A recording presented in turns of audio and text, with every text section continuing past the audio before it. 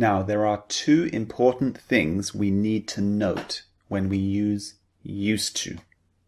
Let's look at the first thing. Used to is always to talk about the past. There is no present tense or future form of this structure.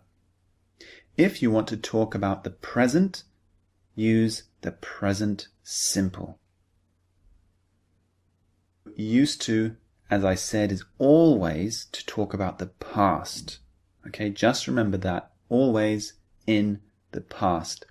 The equivalent of the present is the present simple tense, which we will learn in the following lectures.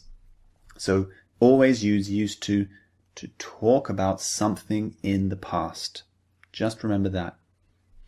The next thing we need to note is something to do with the spelling of used to.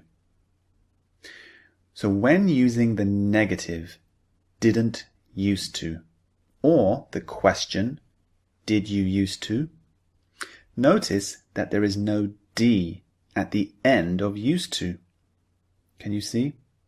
This is because the past tense is marked with didn't and did. So there is no need for the D in this case.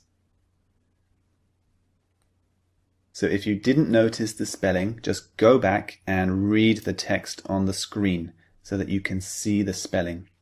So used to is generally spelled U-S-E-D to, T-O. So used, U-S-E-D, the E-D indicates the past tense. So when we use did in the sentence, there's no need for the D. So omit the D spelling when using did in a sentence.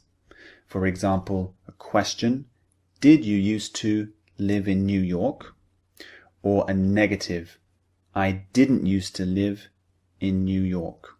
So that's just a small little thing that you can notice in the spelling. So make sure you look at the next lectures, the practice exercises. They're very important.